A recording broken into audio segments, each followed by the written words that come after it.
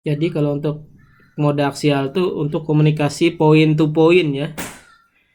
Jadi main loop utamanya mengarah kepada arah spiral itu kita julurkan ya. Nah, kalau ke utara misalkan berarti ke utara.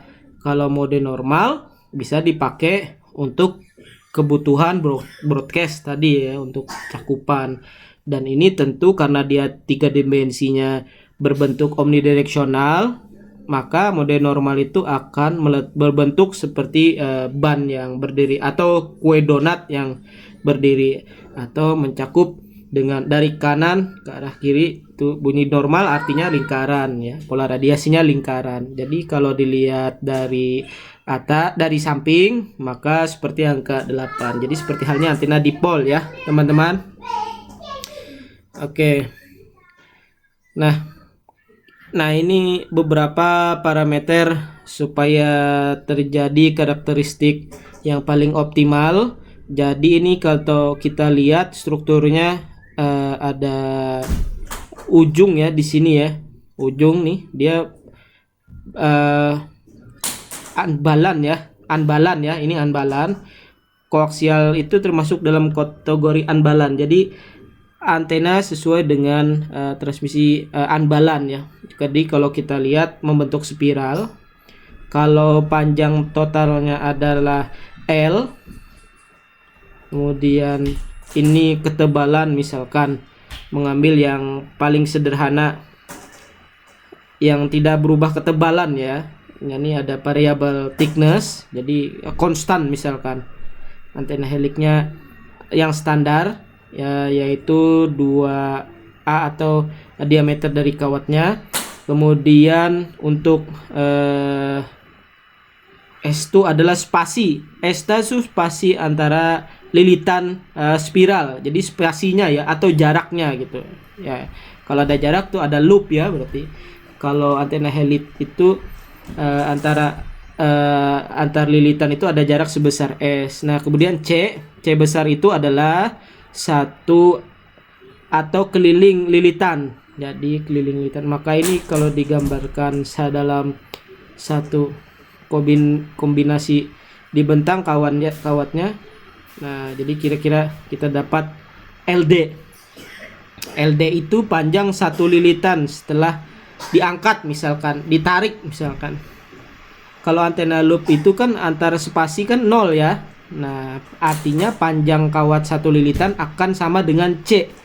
C itu ada pi kali D, atau sama dengan keliling lingkaran atau satu lilitan. Jadi ini jaraknya adalah S, maka panjang LD itu adalah Pitagoras dari S kuadrat.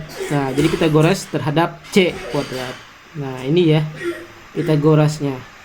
Kalau S naik 0 maka jadi antena loop. Nah ya, S-nya rapat. Nah, LD akan sama dengan C.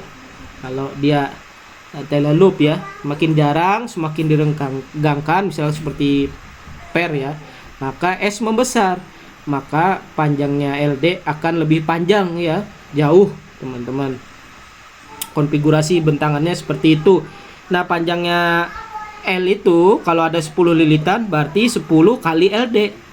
Nah, ya, makanya LN itu sama dengan LN itu adalah N kalikan LD. Jadi dihitung dari ujung bawah sampai ujung atas, dihitung totalnya, berarti ada N buah lilitan. Misalkan 10, berarti LN 10 kali LD panjang kawatnya.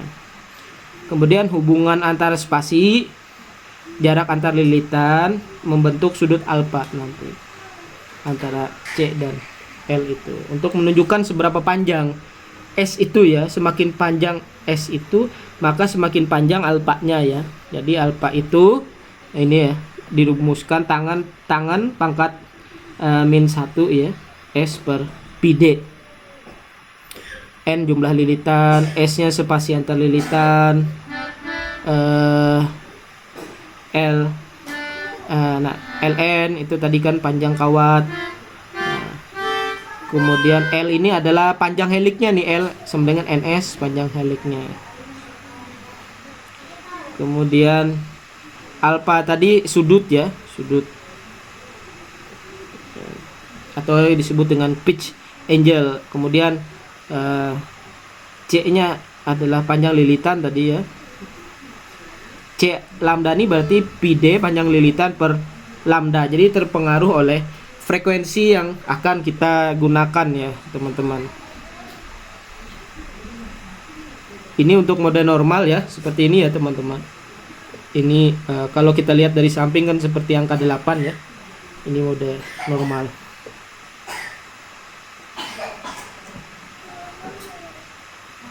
Ini ya secara kontinu ya. Ini kalau ini mode aksial ya tadi.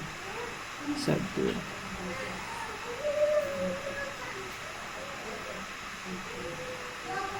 Nah, ini persamaannya ya teman-teman yang sudah kita jelaskan tadi sebelumnya untuk mode normal antara sumbu theta dan sumbu pi-nya itu kan ada medan medanya E-nya ya. Artinya kita bisa melihat dari apakah dia donat dilihat dari bidang atas atau angka 8. Jadi kita lihat sudut theta dan sudut pi-nya. Jadi ini ya persamaannya. Nah, kalau polarisasinya seperti ini, dengan A itu sama dengan pi d kuadrat per lambda ya teman-teman.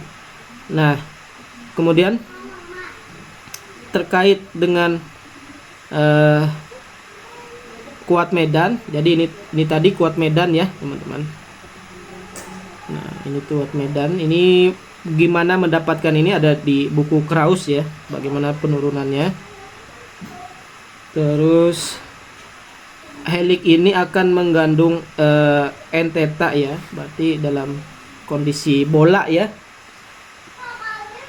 Jadi bedanya helix dengan dipol itu, kalau dipol itu kan yang dominan n delta ya. Nah, epi-nya nggak dominan ya.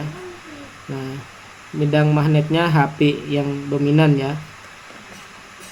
Di sini tergantung dimensinya seperti apa. Antara E theta itu dan epi bisa muncul dua-duanya ya.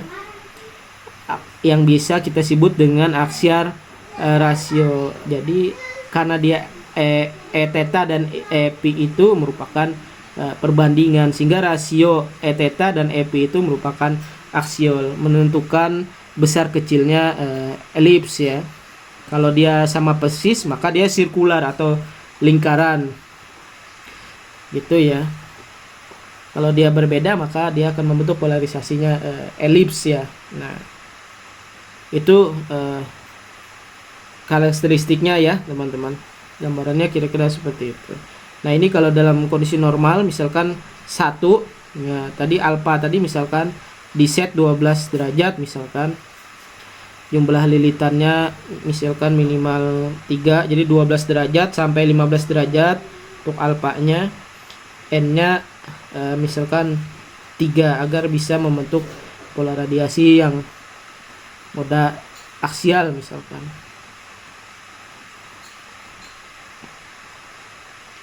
Nah, untuk menghitung aksial rasionya misalkan tadi ya 1, artinya polarisasinya yang dihasilkan oleh elips ini dalam kondisi memancarkan radiasinya adalah lingkaran.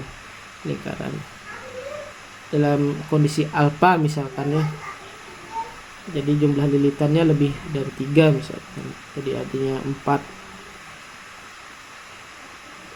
Ini syarat yang lain, panjang lilitan C misalkan di atas di antara 3/4 sampai 4/3 dan tidak melebihi ini 4/3 lambda ya.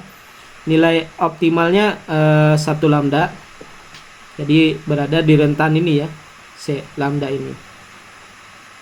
Untuk panjang panjang lilitan lambda C itu adalah optimal, jadi memenuhi harapan yang diinginkan ketika untuk mode aksial ya. Nilai optimal untuk pitch angle-nya alfanya adalah sekitar dari 12 tadi sampai 15. Nah, ini kira-kira sudut yang dihasilkan ya, berarti 52 derajat. HPBW-nya FNBW-nya adalah 115. Nah, jadi dari 12 C-nya. Nah, kemudian R-nya kan 180 ya.